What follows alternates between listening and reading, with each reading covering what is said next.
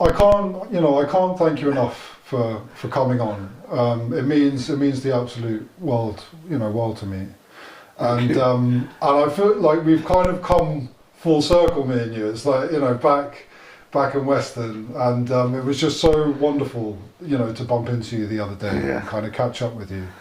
There's been a little bit of time in between. And I just loved the conversation that we started having when we saw each other, and then it prompted me to kind of want to do a podcast with you. And normally we talk about people's experiences kind of leading up to treatment or going into supported housing, their experiences of recovery and sobriety, and I'm sure we'll get into that. But one of the questions that I really wanted to ask you, based upon us the other day, was the kind of almost in some ways the similarities in the kind of in terms of like the definitions or the elusive definitions of addiction and love, and what kind of correlation might exist between them, because addiction is such a personable thing, and people can interpret it in their own way, and that's the same with coming into addiction and coming out of addiction, and it can be the same with love. It's a very personal thing, and the definition is very kind of relatable to the individual. It's their experience of it, and that's how they kind of define it. And so I wanted to start, if it's okay, to ask, like, do you see a correlation with love and addiction? Yeah, most definitely. With addiction, I've heard it before, and it's about the connection or lack of connection. Lack of connection. So to go into the community of where the drugs and the experience, because I didn't have a place, or felt at that time that it was no place of love, home. So seeking, outside seeking. Yeah. And love is very much similar because of the either codependency or attachments. Yeah. So I was always seeking it outside of myself. So that for me is where the similarities lie, because it was always outside of me, not what was going on within me, because I didn't know what love was. I didn't know what addiction was. Just went along with it. It was fun, or the feel, the feel. It felt good. Yeah. I think, when you're in addiction, there can be a sense of a lack of love, and you're trying to obtain a sense of love and comfort and intimacy and meaning, mistakenly, through the kind of drugs and the alcohol and the kind of abusive behaviour. And so it's interesting that concept of it, but coming out of addiction, I think, is when the real kind of work starts to take place, and the concept of love, I think, is something often people battle with for quite a long period, particularly in early sobriety. This kind of idea that I need to develop some understanding of self-love, some kind of self-recognition, so that I can combat, the cravings or the feelings or the emotions or the behaviours that lead me back, into those types of behaviours. And like, do you remember the journey of that kind of self-identification as being very much a journey into self-love?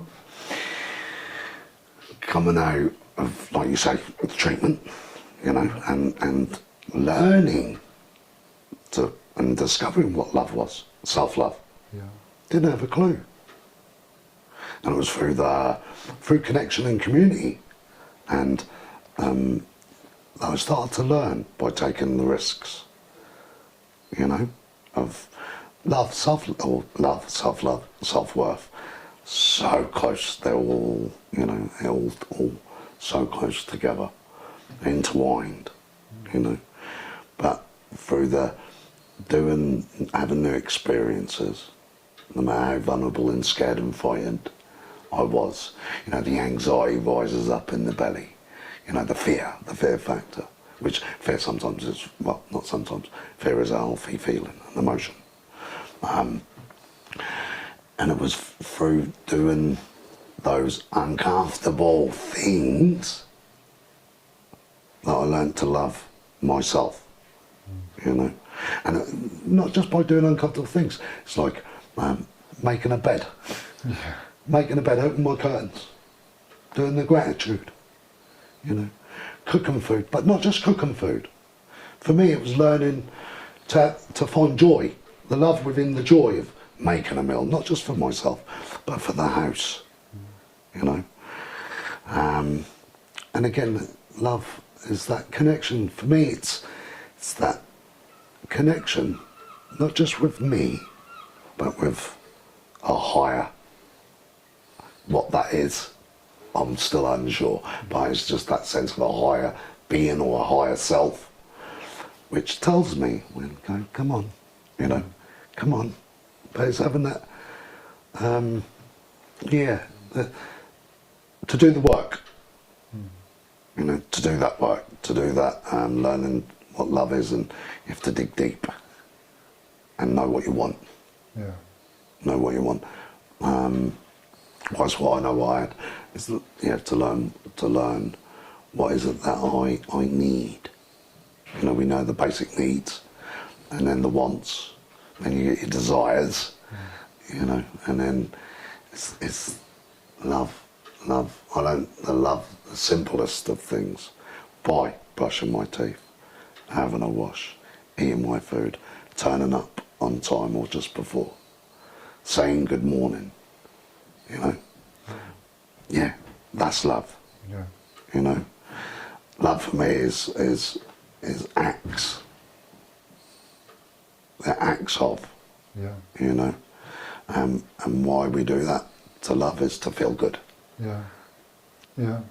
And I think the you know, in active addiction, I suppose in many ways that there's an absence Total. of love, and if somebody has experienced, you know, active addiction for quite a long period of time, you know, maybe in some respects throughout their entire adult life, it's all they've kind of ever really known, and they're kind of filling that void with substances.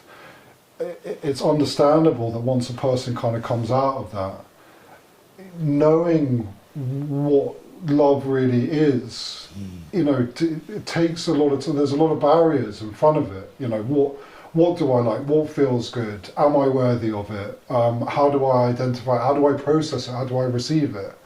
Because they're all quite foreign things to them, and maybe in a lot of cases they don't feel worthy of it, which is a big part of that kind of self-destruction. But you know, I think in recovery and coming out of addiction, you're often in communities, or it's suggested that you take part in communities, and sometimes you can want to take the love from another person, you know, as opposed to kind of working on yourself as the individual. Sometimes it can be easier to fall in love with another person and use that as essentially what becomes like another crux. Do you? And we were talking about this the other day, but do you feel like that there can be a danger in that process somewhere? Most definitely. Yeah. Most definitely. From experience and and as in coming into recovery, it's what I've seen, I'm learning from what I see, more so, you know. Like you say, as you come out and we run on sort of self-will as this freedom, and we don't have the understanding, or I know I didn't have the understanding what love was, so yeah, I go over there because that looks good, that'll feed me, you know, because it is a crutch. And you know, it's like the serotonin in us makes us feel good, so we forget about the other stuff. I know I have done. So when I came into the treatment, it was like it was all running around me, and I could see me everywhere. you know, with other people. But I wasn't there for that. It was that I had to surrender to do that work because I'd caused a lot of pain within the addiction, which I thought I was loving people, you know, because I wasn't at that time aware. I just felt abandoned, rejected, resentment, angry, the voids. But then doing the work and understanding about my parents or the ancestral side of it, I learned that they loved me in the way that they could. Okay, yes, I suffered in certain ways about that, and I'd done that then myself. So it was like I didn't want to do that no more. I'd lost like family, the relationships, the children, the relationships which were really, even within all the self-centeredness and the self-seeking, that like we say, that the true self was always there. You know, you carry the guilt, the shame, but it was like I need to do work on that. So I could understand, because everybody wants to be loved. I want to feel love. I want to be able to feel and give love, but without all this other carnage, you know? So it came back to like, yeah, just to do the work, you know, fill the voids with the communities, as in recovery was one part, a very important part. But then there was the creative community, and then there's the college, and then there's going like the spiritual community. And that, again, when it comes to learning about love, and it's that connection, relationships, relationships with others, but mainly it's about the relationship you have with yourself. Yeah. And love. I live by myself and I love by myself. They say you have to be careful with that, because then you get really not sort of comfortable. It's not even choosy. It's just like, you know, the right people to have around, and that's through learning, doing that hard work, understanding. Yeah, and then you start feeling good within them relationships. Yeah. You know. I hear a lot that be very wary of trying to, I suppose, a romantic relationship, for example. Be very careful of that in early recovery, and I hear a lot, because until you've kind of got to a place within yourself where you have found some sense of peace and self-understanding and some, but like you've got rid of maybe is too strong, but you've kind of got a better grasp on the resentments and the anger and the rejection and the traumas and, you know, the history. Sometimes if that's still lingering, if that's still quite prevalent on the surface, if you go into a relationship with that kind of baggage, you're kind of using the other person as the I'm not sure how to put it, as the kind of glazing over it, you know, where it's almost a distraction to what's going on for you inside. And in some respects it can become another drug and another crux, because it takes you away from what's going on inside you. Very similar to what drugs did. But you know, it's always something that I've found a very difficult thing to do, even myself, to sit with myself and even try and identify those things, because it's hard not to want love in your life. It's hard not to want to be loved. It's hard not to want to give love to somebody else, until you've kind of fixed something. But it's very hard to identify what that is, or to hold off on it. I don't know, how do you kind of navigate that? Like we've spoke about power of words before, and you just used the word rid, get rid of, or fix. So I'm developing, I'm learning, I'm discovering. So I ain't to fix anything. You know, it's well, we're unique human beings who get it wrong. You know, and it's like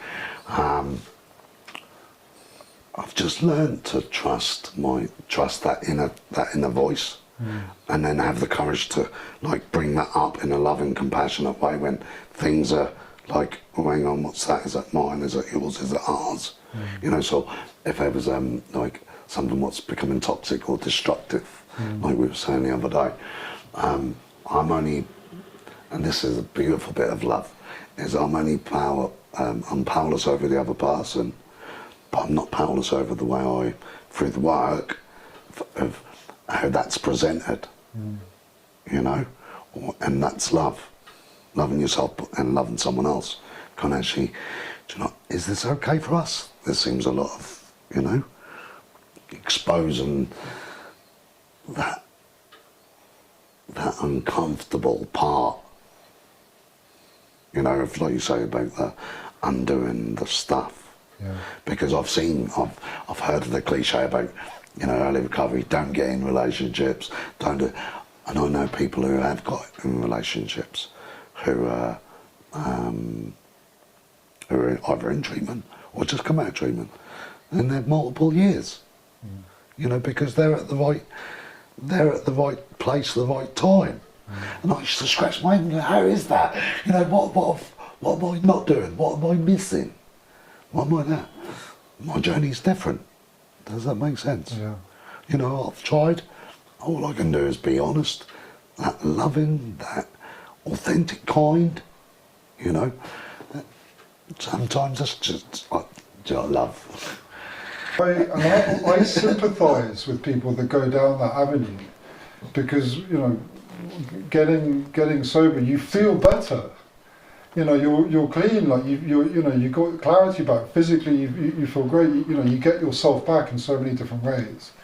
And so I understand that you kind of feel like going running, yeah, like, you know, go, you know, get back in the market and try and find like a meaningful relationship in somewhere, in something with someone.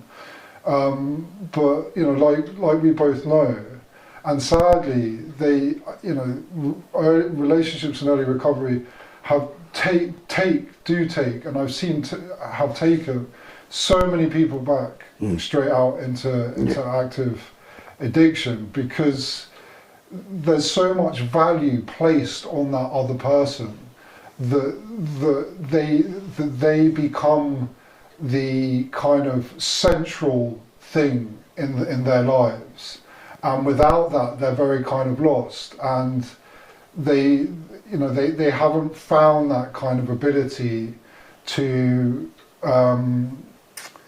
kind of, I suppose, once it's happening, to kind of function without it, or to kind of find contentment with themselves without it. You know, I've witnessed it. They can be extremely damaging for people, but at the same time, I get it, because it's what they want. It's a very difficult thing to expect of someone, I suppose. Yeah, we can't expect it from people. Yeah. Well, like we say, we're unique humans having an experience, isn't it? And I just know, you know, relationships, like through using, they filled a purpose. Yeah. You know, if it was, or not just the purpose, it was about this belief or this narrative that I told myself, you know, from parents, community, family, you know, saying that, because I didn't have a clue. Yeah.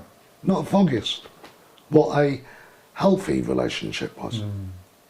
You know, so of course, when you come out and you're clean, you know, we jump to it because it's the easiest thing to do. It's the easiest thing to do, like you say. It's like, you know, we feel amazing. We're away from one part of the carnage, and, you know, clothes, good clothes, trainers, you know, everyone's going out. And it's so easy, the codependency side of it just can be so easy to, you know, just come and fit in like a glove. Because two people are feeling good at that time. And it's so, yeah. And like you say about the carnage and things like that, that scared me when I was come out. and I heard about getting a plant. Get a plant. Now my flat's full of plants. You know, because even when I'm not feeling good, as long as I get the love still there, you know, that self-care. Because I'd rather fix myself on a plant, you know, than another person. You know, not saying that as the willingness or the openness to try a relationship or have a relationship, which is always there if that comes. But it's, yeah, I will not go out, you know, while I'm experiencing whatever part of trauma or is coming up, and have that, what's that? Yeah, toxic. Yeah. You know, that toxic behaviours. Yeah.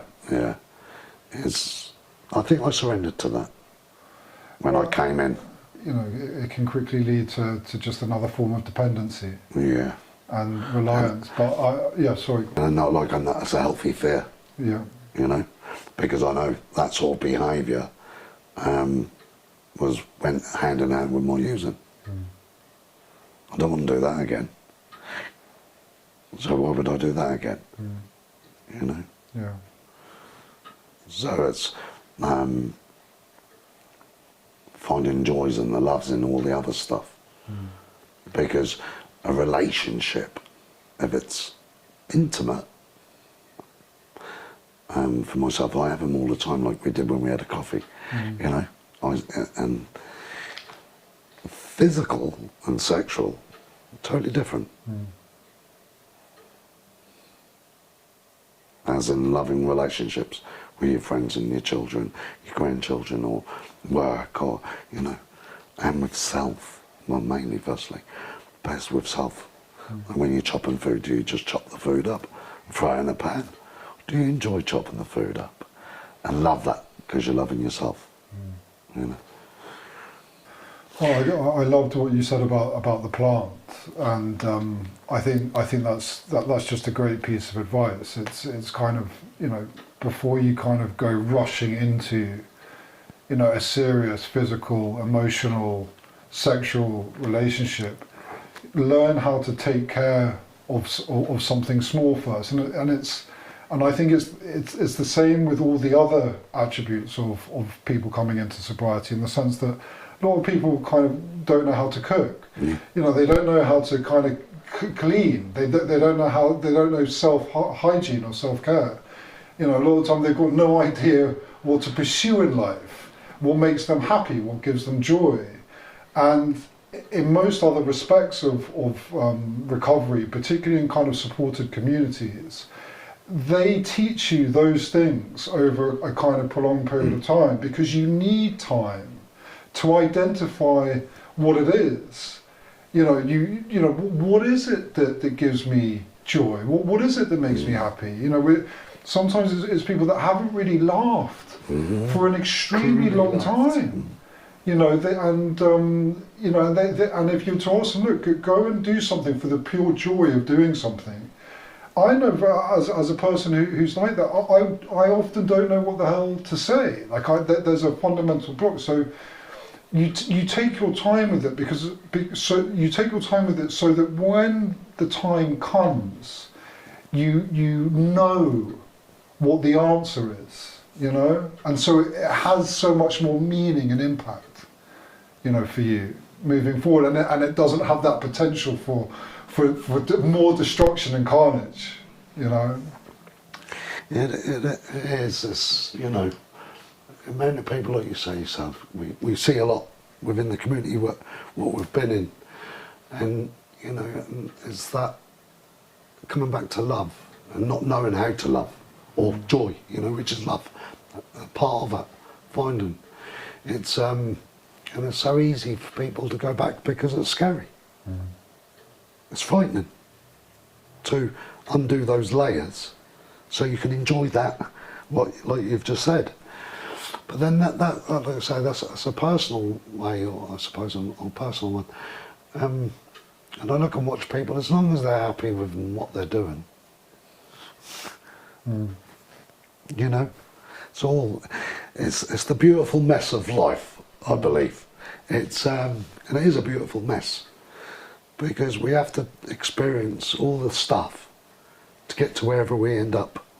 You know, it's the journey. It's not the destination. Yeah. It's the journey. Yeah. You know, and you know, I suppose you have to get to a place of having that openness and all that want, that desire to reach more, have more, feel more. You know, like and you hear the cliches or you read books because there's this, I don't know, this innate wanting to have more so you can, you know,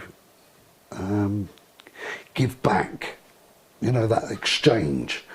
Because of the destruction, on the opposite of destruction is love, isn't it? You know, the dualities of that. But yes, I baffle myself with the question sometimes to have tea. Yeah. It's that, why did it take me so long? Yeah. Because that was already here, but it was so covered, you know. But we have to experience these moments of destruction and pain and things like some of us do, Yeah. to get to that place of dancing in the rain, Yeah. kicking in the puddles, you know, the simple pleasures, Yeah. you know. I think sometimes we haven't quite had enough of the self-destructive elements, and we need to, like, it's you know, for some reason I'm thinking of slips and lapses and stuff. You know, sometimes it's like on a lot of occasions people need to experience the pain again. You know, they need to, like you said, the layers of the onion. They need to kind of go further down the rabbit hole, you know, to really kind of wake up to the fact that, you know, these things, you know, don't work for me. But it's almost masochistic in a sense. You know, I'm going to kind of commit more destruction on myself and more pain on myself and more misery in lots of cases, to kind of get to that realization, to get to that understanding. Oh, that's deep. That's true. You know, that's the level of the onion, isn't it?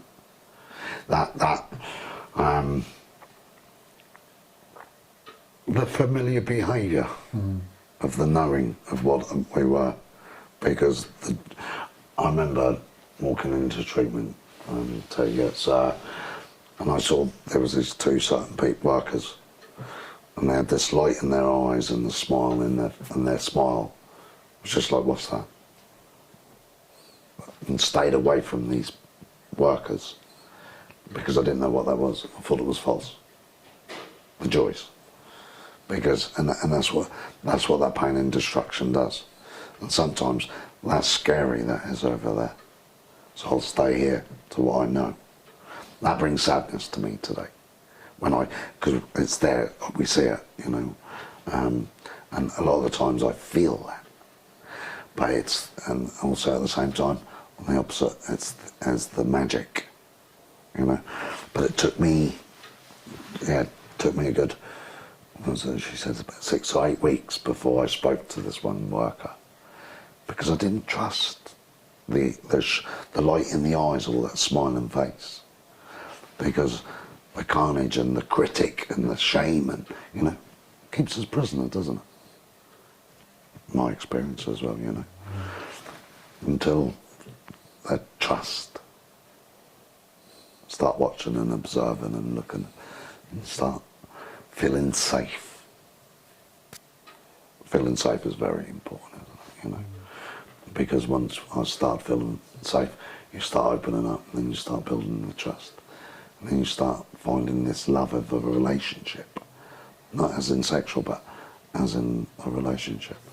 But yes, we do that, you know, as only sort of an understanding. What I say to myself is that I had to walk that journey. You know, do we have to walk that journey? Do we have to? I know I did. To get to that place of surrender, that pain, and surrender for help and support. and our reality within the addiction. It's like the cliche, isn't it? It's like the child's institutions and death. Or recovery.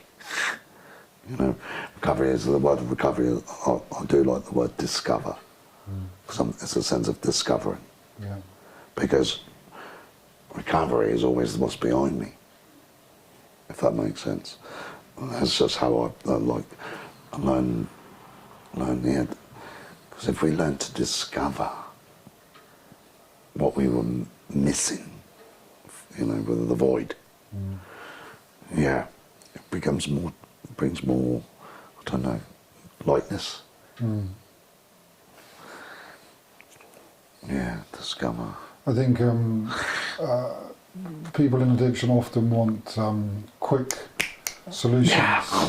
You know, and I think this is a big part of the struggle, because you can call it frustrating, or you can say it's beautiful, the journey of self-discovery, but it takes time. You know, when I say time, I mean like a couple of years. Oh, yeah. You know, and the years can be long, and they can be, you know, kind of repetitive, and sometimes felt a bit boring, because you don't have the highs, and you don't have the crushing lows, you know, which drugs gives you, which that kind of behaviour gives you. You're, you know, like a heartbeat, you know, it's going ping, ping. Do you think? But I think recovery can feel like a kind of flat line sometimes, and you're trying to find contentment in the everyday simple things. But I think it can frustrate people, because they want the answer immediately. And one of the things when you were talking that I was thinking about in therapy was was looking at yourself in a mirror, which is I remember a therapist telling me, it's like, when did you last look at yourself in a mirror and liked what you saw? And when you were talking there about, like, you know, when you're greeted with people and they kind of, and it takes you a couple of weeks to trust or to speak or to feel comfortable, but once you kind of start, you can suddenly start catching yourself in the mirror, and there's some kind of self-recognition there. Yeah. Do you know what I mean? I'm smiling because I remember that. Yeah. I've got like the manager of the treatment centre where I was at, and I remember the first time he said that to me. Well, just go and look in the mirror and say that you're all right. And I swore it because I didn't know what he meant, because I was fearful of that mirror, you know. And after a few weeks, and even though I was stomping up the stairs, you know, resistance was there. What are you on about, you stupid? Just because it was alien to me, that kind of, what do you mean? And then after a few weeks, it was like, "You doing that?" He said, because they must have seen a difference. I was like, yeah. He said, "How did that feel?" I went really uncomfortable. And he was like, "Good, so you've been doing it." He said, "We can say," he said, "Do me a favour." "No." I said, "What's that?" He goes, "Blow yourself a kiss in the mirror." And I was, again, the fear, the uncomfortable within that, and the resistance straight away. What are you on about? But there was this little part, to you, and I always say this with people when I speak, even though the resistance and that, like another man telling me to blow a kiss in the mirror at myself, like I'm off the street, what are you on about? But there was this always a little voice, you know, going, try it, you know. And that's what I kept on doing, it just kept trying, and suggestions. Took on bloody board just about every suggestion there was, because I was too scared to go back out there. Didn't want to go back out there, you know. But that beautiful thing though, when you can look and you see yourself in the mirror without all the other stuff. Patience, isn't it? Yeah. Trust, patience, and learning to love as you're coming back to the love. Start seeing and going, okay, start loving yourself. Yeah. I know quite a few people, even people who aren't in recovery, that kind of self-affirmation.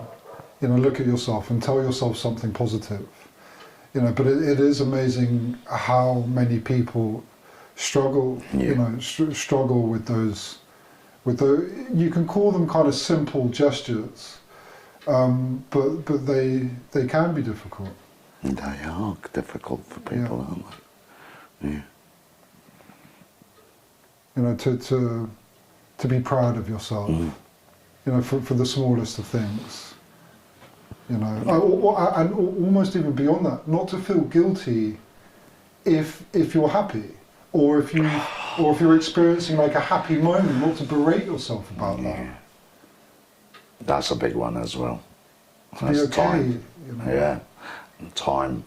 If you're able to give yourself, if we're just able to give ourselves that time with patience, you know, and stepping into that uncomfortable zone by listening to people who are around us, you know. Yeah. You know, trust in us, the community around us, a feeling of safe and trust. So we learn from others, don't we? I know I've learned from others. But that took a lot of work. That takes work. Yeah. That takes trust. And coming from where we come from, trust is not a big thing. Yeah. Or trust is a big thing, but we're lack of trust. Yeah. You know. Well, and I think we're touching on the kind of complexities of why we're touching on the complexities of the kind of parallels of love, where I think it's easier for someone else to say to me, you're great and you're fantastic, and you know, go and pursue things and you can do it and all that stuff. It's easier for me to rely on that than it is for me to look in the mirror and look at my own reflection and tell myself that. Yeah. I'm more likely to listen to the other, so that's what I seek. Self-affirmation outside. Okay, yeah. Do you see the danger? And that's the kind of avenue. That's the danger. That's where the word. You know, I think that's what we're kind of getting at. Can be a danger, Yeah. but not always. Sometimes there's fuel until the worth and esteem from ourselves built up. That's how it is created, isn't it? I can't do it just by myself. You know? Does that make sense? Yeah. You know, it's if it comes to always just like, I don't know if I can use the word here, but like, I'm crap, I'm shit, right? And I'm always constantly relying on, then that can become something. But I know I need, and I did need people to say, do you know what, you're doing all right. You know, especially when it's hard. You're having a time, you know, as you're aware, you know, I've been experiencing a loss, you know. And I've needed people to love me through that. And it is needed and wanted, you know, because that's what we do as people, humans, community. Lift each other, hold each other, love. When we can't do it. But if I relied on that, that's, you know, I can't rely on it. But it's, yeah. But it's that you need, because sometimes, you know, and it's such a beautiful love within itself, knowing that your community's got you, you know, because of what you do as well, if that makes sense. I think it's the kind of the conflict between the desire between external validation and internal validation, and you know, which one kind of carries the most value to you. Which one we feed. Which one do we gravitate towards? Why do we gravitate towards that one more? And I suppose you could argue, you know, which one in the long term, you know, bears the most fruit, you know, bears the most kind of self-realization, the most self-development. Yeah. Like the old, what's that? The Indian saying about the two wolves. We have the two wolves within us. It's like the yin and the yang. So you have the light one that makes you feel good, or you have the one that's just the critic, It just tells you you're rubbish, isn't it? Which one do you feed? Yeah. So how do I want to feel rubbish? Do I want to feel guilt, shameful, all that stuff? So I need to feed this one. How do I feed that one? Getting up, making your bed, like we said earlier, watering your plant. Check your self-talk. How are you talking to yourself? How am I talking to myself? Because if I'm not doing that stuff, I will seek outside validation. You know, then that becomes really like head messy and loud. The noise. Big, you know, it was the noise why I used, because there was too much noise. You know, so I had to feed that wolf. And I love that you got two wolves up there as well. Do you know, it's just Yeah. I just got way off post there because I just said those two wolves, but that's how I work. Yeah. You know, it's that confirmation stuff. Yeah, yeah, those little routines and those kind of small appreciations that exist in everyday life, to engage with those and allow them to mean something. But, you know, coming back to kind of loss and grief, you know, I agree with you in what you said, in the sense that that's when the community, you know, really kind of comes to the fore. You know, when you do need that support, and you know, it can be life-saving. Yeah. You know, having someone that calls you, and you're not necessarily seeking it, but it's somebody recognizing that you might need it, and it kind of impacts you. It gets through the armor, that kindness, that generosity, that kind of understanding, that love. But it's a different kind of love, isn't it? It's love. Or maybe it's all just love. But that can be life-saving. Yeah. It definitely can be. Definitely has been. You know, it's and I love it within that love, and that people just being real and just being themselves, because like a loss, it's very uncomfortable for lots of people to be with, because you don't know what to do with it. You know, and I've had the people as well, like just being them, just crazy, unique themselves, and just being there. You know, that's love. You know, and they're like, I don't know, and I was like, do you not thank you? Because I'd rather someone say, I don't know what to say. You know, be that authentic, honest. But just saying that you've done something. You know, because that honest, that brute honesty, don't know, is do you not thank you? You know, it helps. And phone calls, don't know, but do you want a coffee? Oh yeah, come on. Yeah. Because I'm stuck right now. You know, heavy, guilt, shame, all the stuff. Have a coffee, go for a walk. Simple things, like you say. It's the little things. Yeah, go to the arcade. Just create that's community. But we build that community as well. We have to be a part of that, don't we, to receive it. You know, out of carnage, there's so much more beautiful stuff in there. If we just give ourselves that patience and trust in what others are doing, what we can get, what is there, what is achievable or attainable, if we trust the process, as they say, the process. Yeah. It's easy to deprive. From personal experience, it was easy for me to deprive myself of those. Yeah. You know, drastically to my detriment.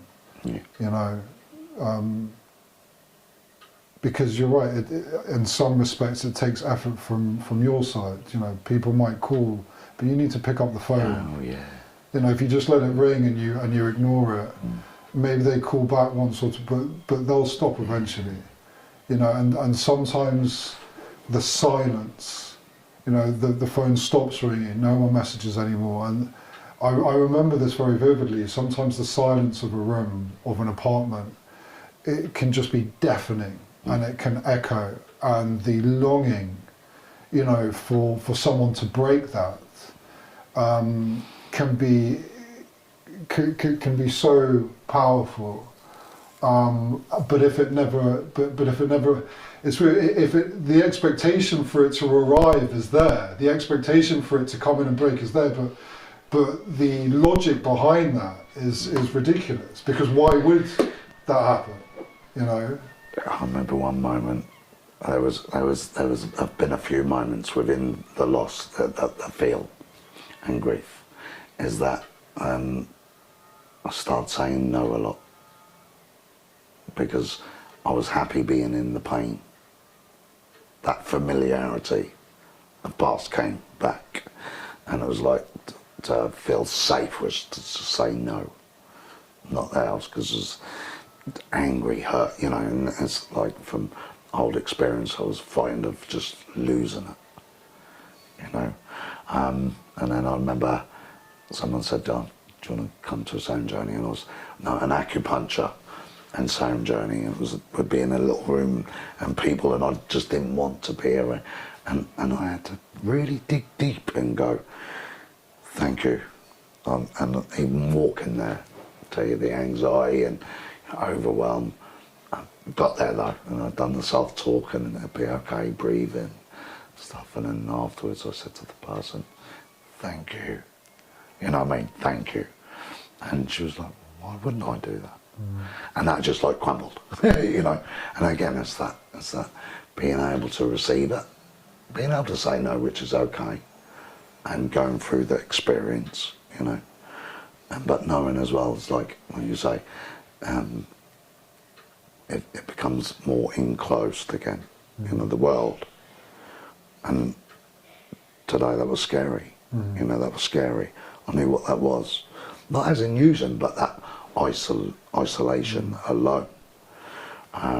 Even though I was able to do the walks, but people, I love people, but I do people and I don't do people. It's that knowing of when to be by yourself, but then also say yes. You know, the balance within that.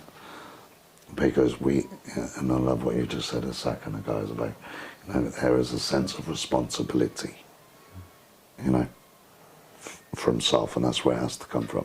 Community can hold you or give you space, but that sense of responsibility is on you, you know, to be authentic and go, you know, I'm finding this really hard, you know, or do you want to have a coffee, you know,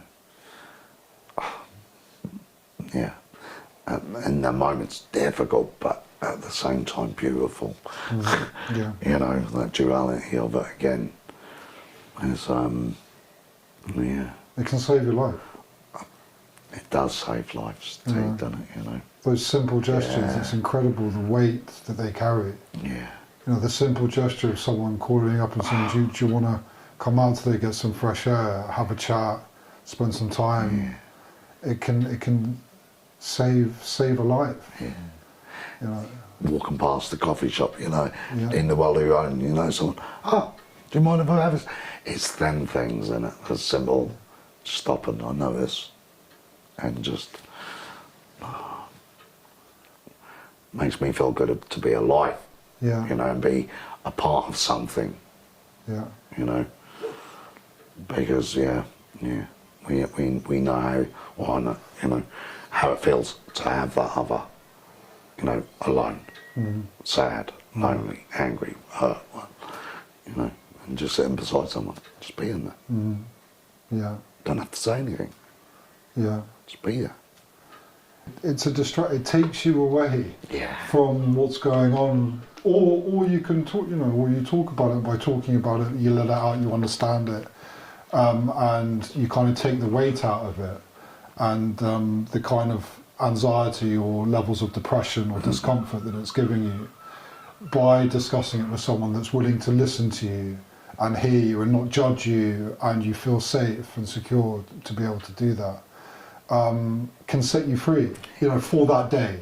you know, or for that That week, moment. and it can just set you off on like a positive trajectory. You know, you could be festering in your room and it's, you know, it can be something huge, it can be something very small, but it's amazing how disruptive it can be. And so, yeah, a lot of the time it really is a conversation that kind of breaks that cycle.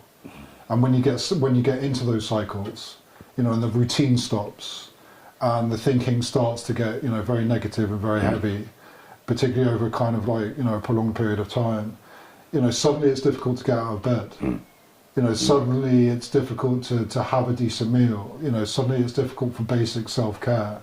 And it's amazing how quickly that can escalate.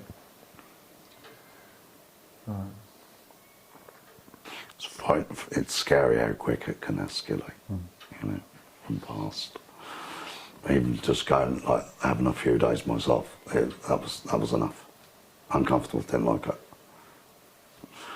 Yeah. It's good, yeah. I'm glad that I don't, do you know what I mean? And it is, I know we're going off a bit, but it's that, you know, yeah, beautiful community, beautiful people that you build up, what you can attain within recovery or community, not just the recovery, but community, man, you know, wherever that may be, or wherever that may be. Yeah, the stuff that you desired when you was, or when you're using, or, you know, the stuff that you, like, you wanted, but you forget. Yeah. But then when you've got it, you forget you got it. Yeah. And it's like just having those moments on the beach, or in a park, or meditating and doing, you know, remind you.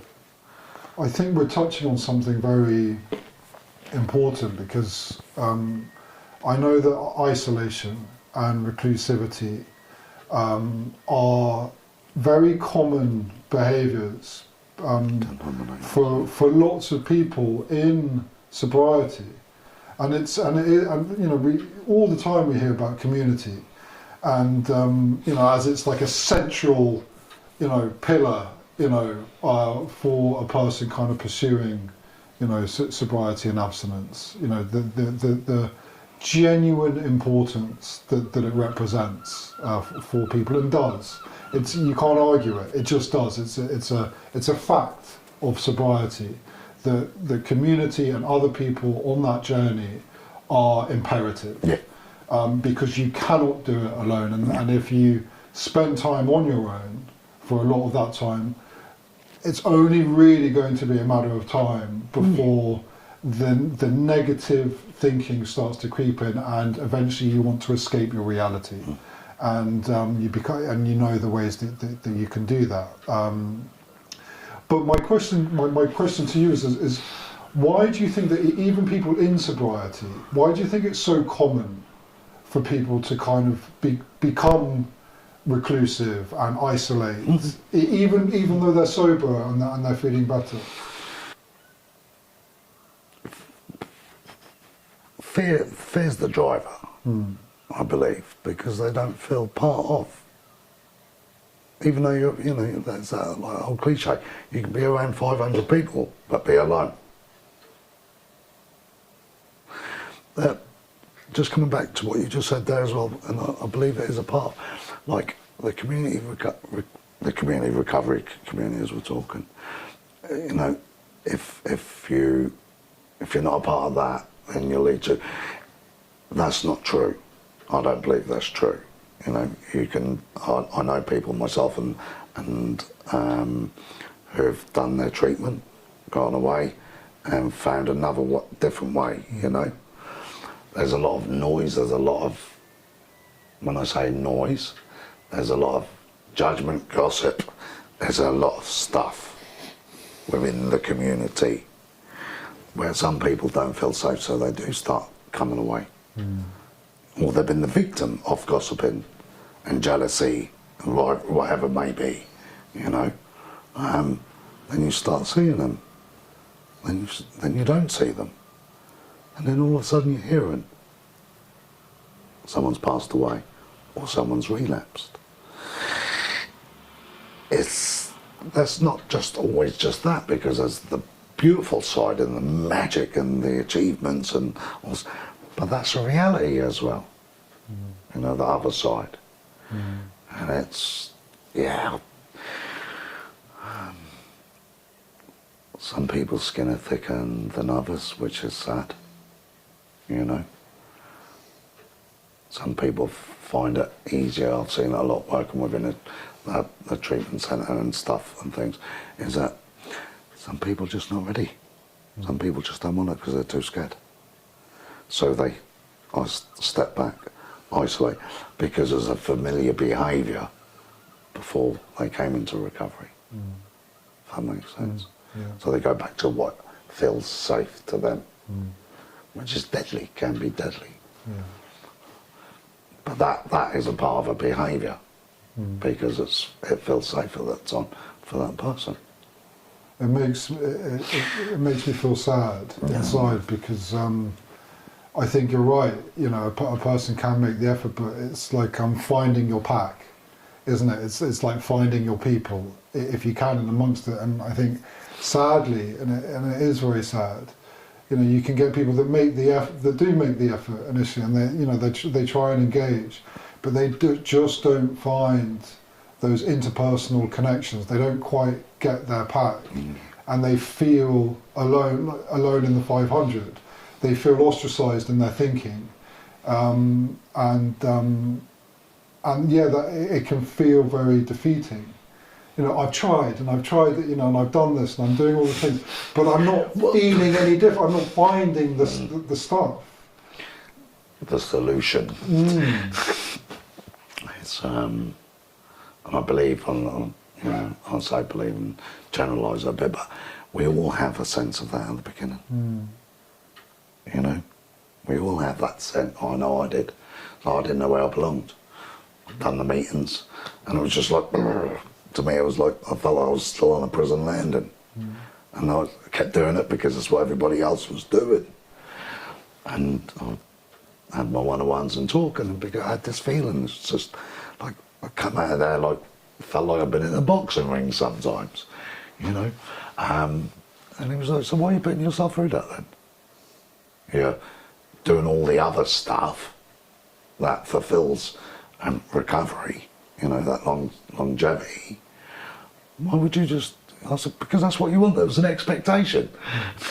And he was like, "Yeah, but now you've said that's how you're feeling. So I get why people do it, you know." It's that you have to. It's not just recovery. Recovery is so broad, as in spirituality, education, whatever form that may be. Physical, if it's going for walks or in a gym or stuff like that. Recovery is built up with so many different needs, I believe. Needs. Yeah, but for those who, sadly, and then like you say, it makes me feel sad as well, because I'd love to save the world from this awful, dreaded disease, illness, whatever you want to call it, you know, or dependency, or whatever, because there's so many different labels for this, what we've got. For me, it was a void. You know, it's, yeah, it does. But also, it's, you know, be kind, be compassionate. Be kind, be compassionate. Give what's been given to those as well. You know, when they're at that place. Yeah. Yeah. When they're in that place. Yeah, that small gesture, you know, like we were touching on earlier, it can make all the difference. You know, if you recognise it in someone else, you know, I recognise that body language, or I recognise that kind of temperament. I know what that means. And because you recognise it, you kind of know what would help to kind of, you know, make it easier. Having courage as well too, you know, to stand on someone's toes instead of standing at their grave. You know, because I love what you just said, because we see, because we've experienced, because we're all mirrors, aren't we? You know, somewhere along the line. or where we want to attain.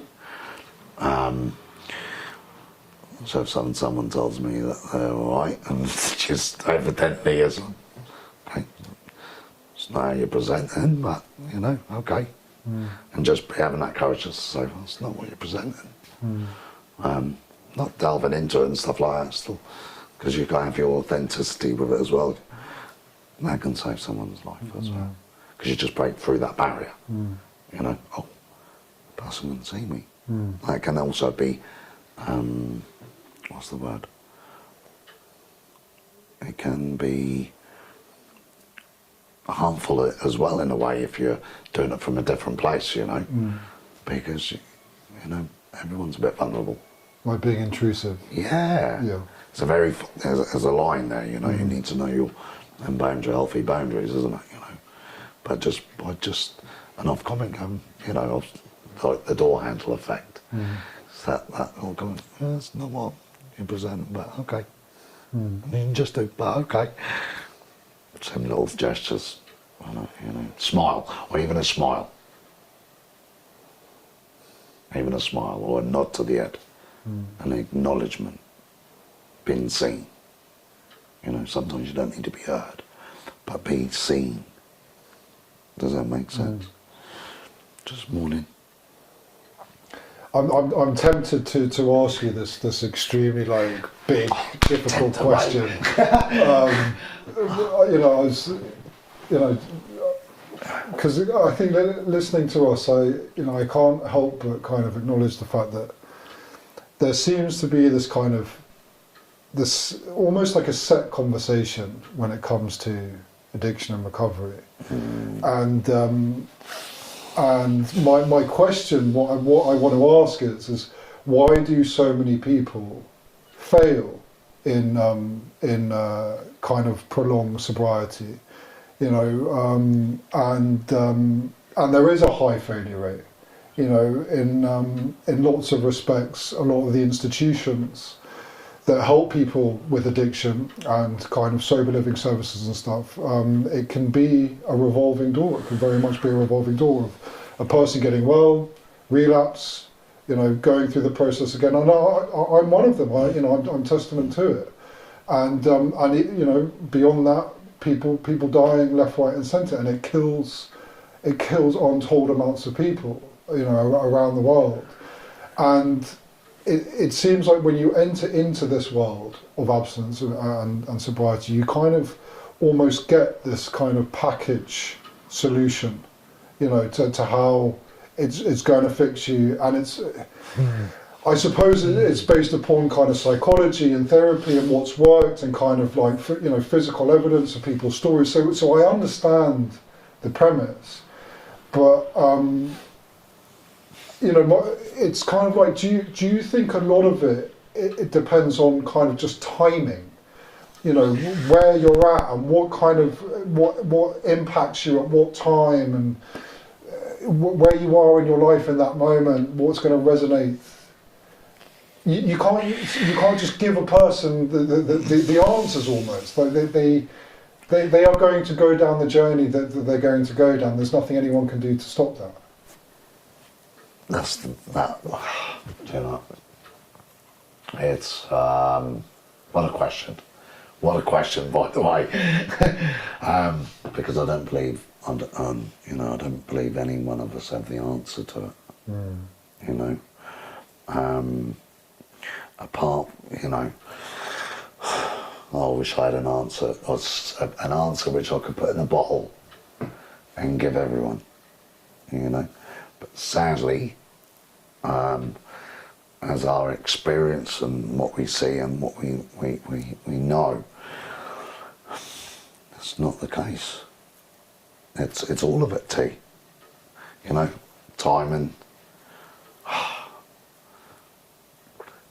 life experience before, you know.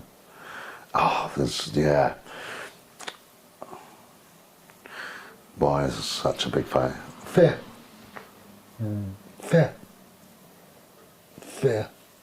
Fear, yeah. Fearful is the bit, if only people would be willing to. And it's easy for like to say it now because that's what we do, you know. But the courage, be brave, take risks. You know, be brave, pick up the phone, be vulnerable, expose it, expose what goes on. Know your people. I don't know, T. You know, it's. If you did have the answer, it'd be a $1 billion answer. Yeah, but we do have the answer. Yeah. That's the whole thing. We do have the answer. Yeah. You know, we have the answer when we're doing it in that present moment. But anything can just, you know, say anything. Any excuse can make us go out there. Yeah. And I say the word excuse. Because if I don't pick up the phone, or if I don't tell someone what's going on, I've got this excuse, I've got this back door, always open to jar ready, you know, because there's no blame to it. I can't blame anyone for me for using. I picked that up, you know. We do that because we choose not to tell anyone. We choose to sit in. And I say the word choice, I know lots of people don't, you know, go, we're powerless. We choose not to pick up the phone. We choose not to, because of being scared or fearful or, you know, we're all automatically in judgment. People are going to think this of me or that of me. Yeah, they may do that, powerless over that. But yeah, it's a big one, that is, T. I think a lot of the time the overriding emphasis can be placed on the drugs and the alcohol and the substance and the behaviour. And I think that the drugs and the alcohol aren't the problem. No. You know, and I think that that's often a misconception. You know, I think when you come into it, I think you're kind of almost bombarded, you're almost suffocated through the kind of different facilities that exist out there to help people, with this kind of notion that in some cases, not all cases, but that you have a disease and that it's, you know, alcohol related and these are the issues that you have.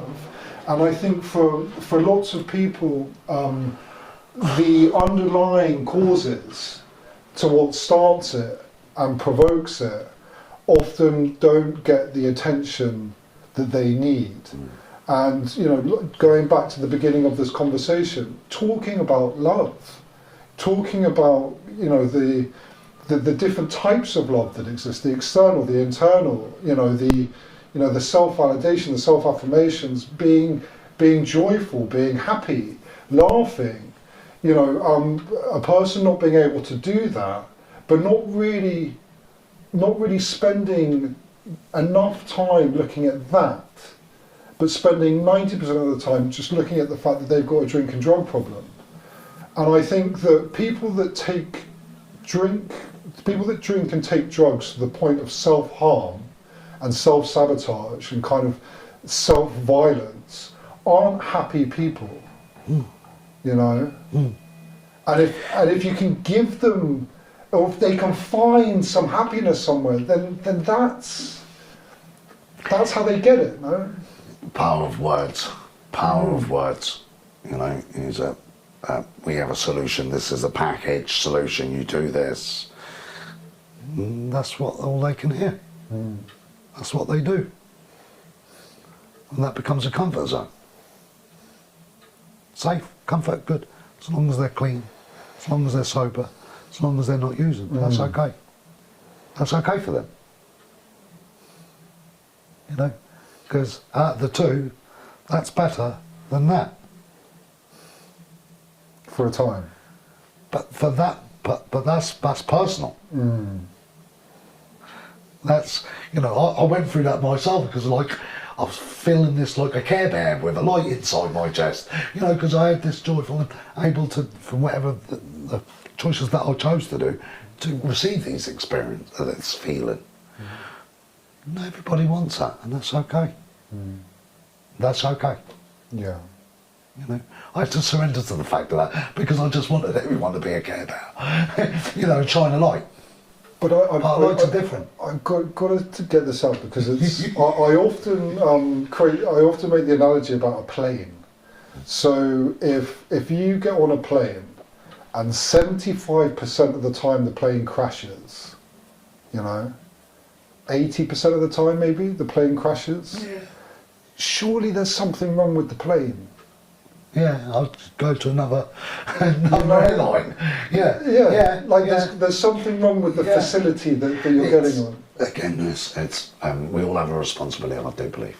I believe we all carry a duty, a sense of duty and responsibility.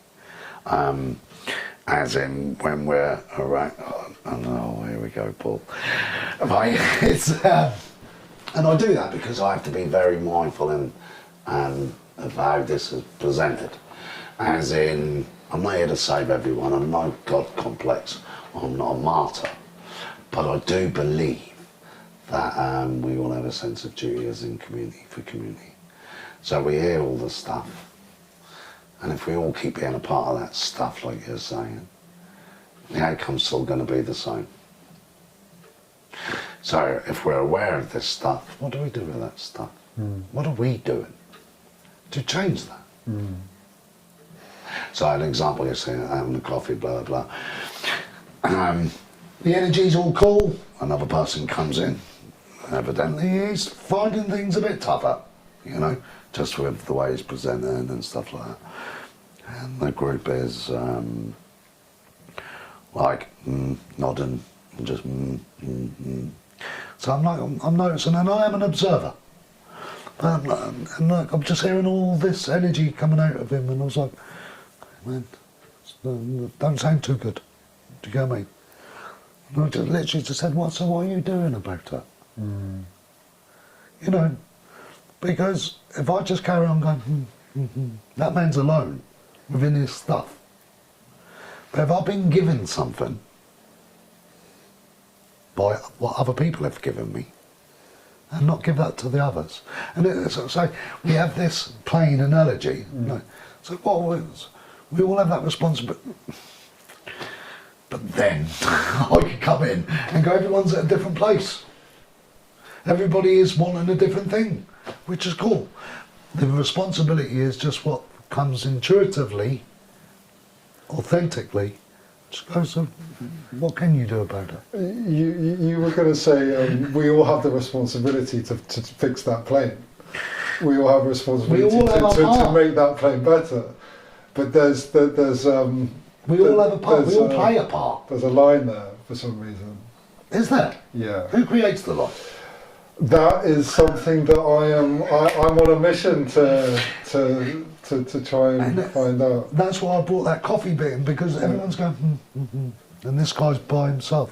I could have carried on going, but it's that part of like, because of that plane, or the 75%, it's not my responsibility to save anyone's lives. Yeah. Or, no, sorry, it's not my duty to do that, but I feel a sense of responsibility because of what's been given freely to me. Of course. Yeah.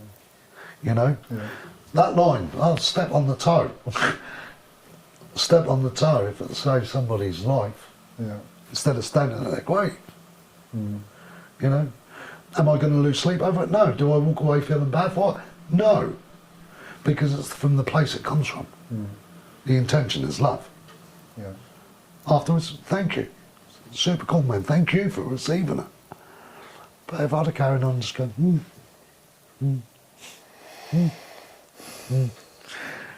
it's like the tree in it. You've got the branches and leaves and people. If you look at a tree, it's just full of leaves or full of branches, people with the roots, you know? And it's like, it's not the tree, it's the roots.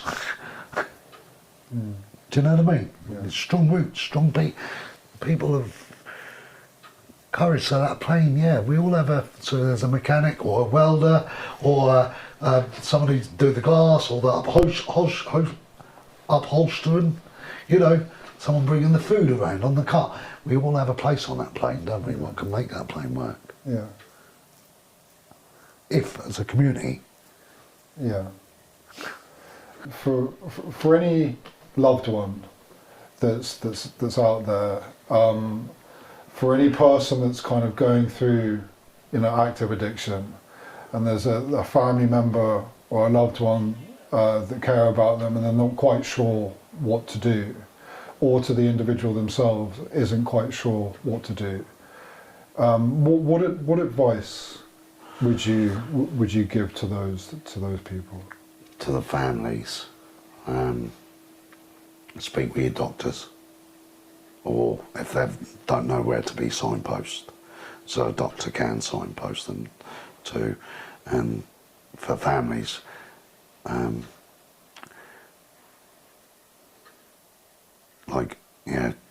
share how they feel, because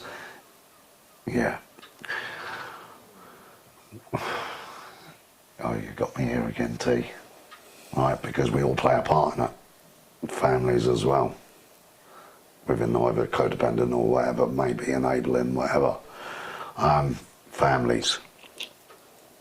Yeah. If they've got a member of the family, a loved one, healthy, good boundaries. Firm. Saying no. And speak to people, share. There's so many groups out there now for families, and an whole Turning Point, and KDAS, all the relevant services. For anyone who's using out there,